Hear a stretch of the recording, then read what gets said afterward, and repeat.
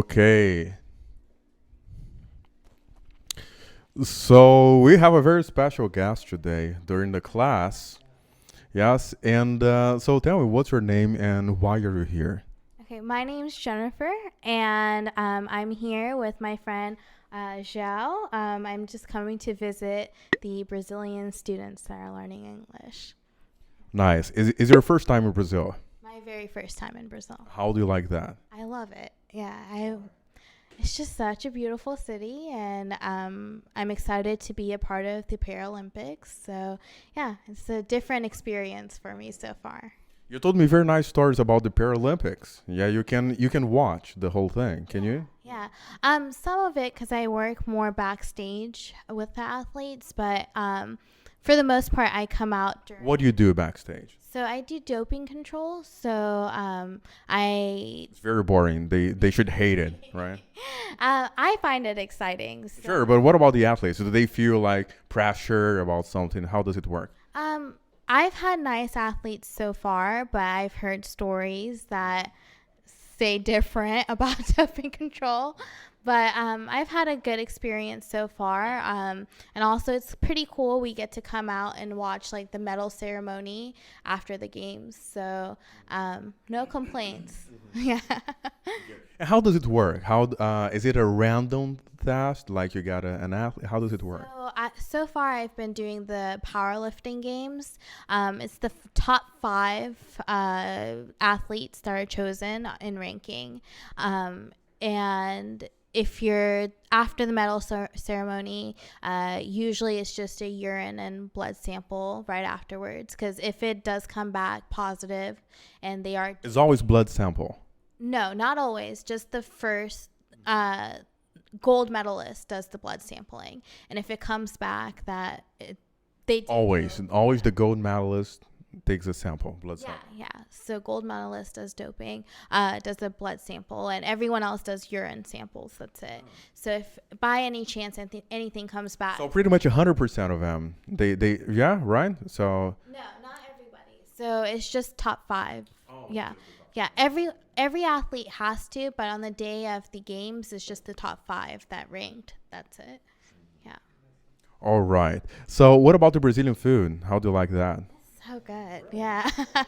I need to find Brazilian. Don't you find it salty or spicy or no? No, it's pretty good. I need to find rice and beans? Rice and beans are good. Yeah. Yeah. And you said you speak any other language? In Bengali or English or you want me to speak in Bengali or so you speak Bengali, English? Yeah, so I speak English is my second language. So I'm a native Bengali speaker, and I also knew Hindi as well.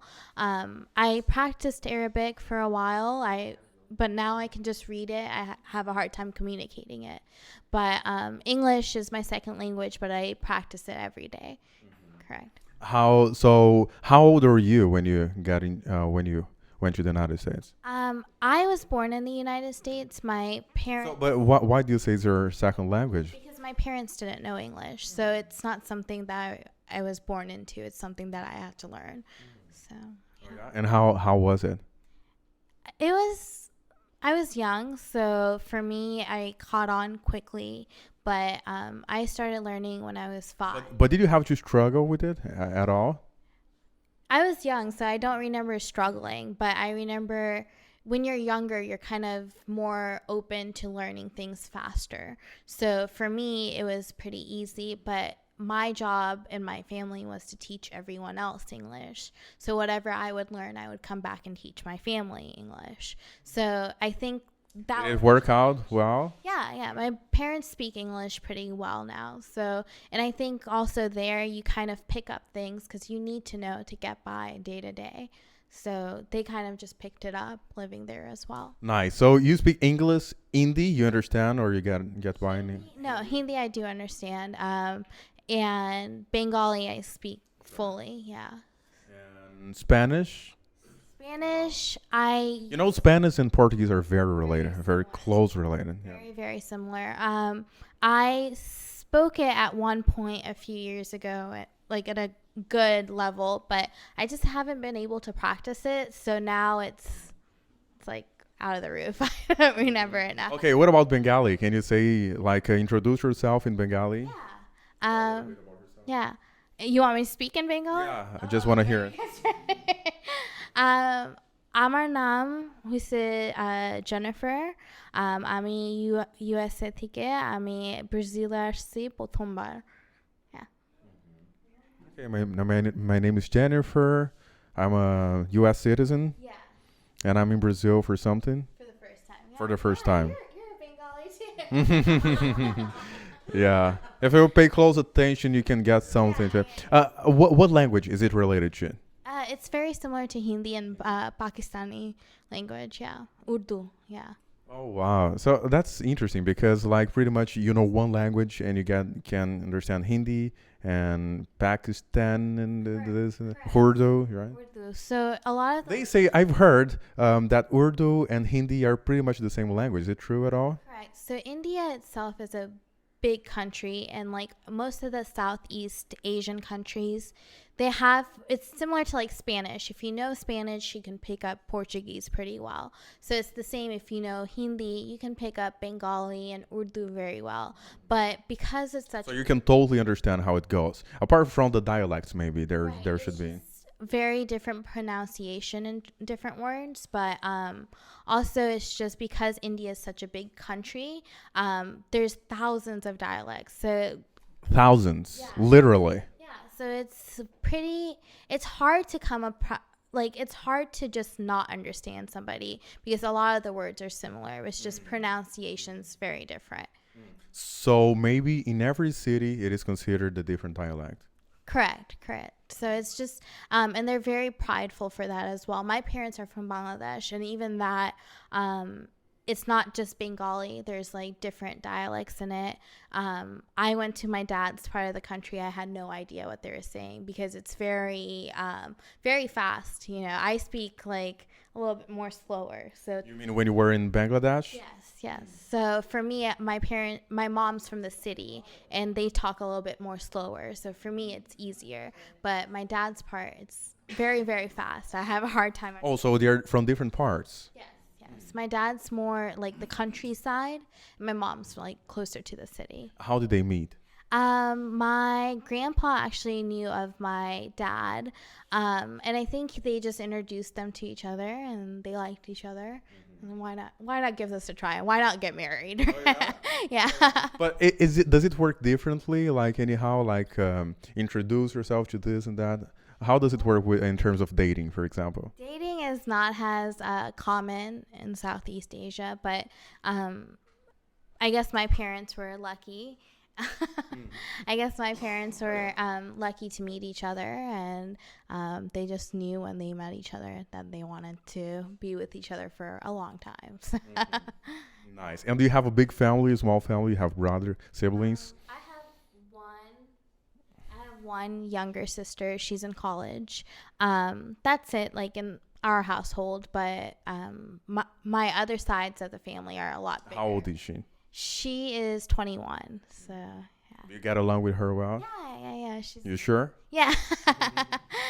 She's my closest friend. So we're more like friends, and we don't really. When we were younger, we would get into little fights and stuff. You said it was kind of a surprise for your parents when you said you wanted to come to Brazil. Yeah, because I thought I wasn't coming. You know, for a long time I thought I wasn't coming.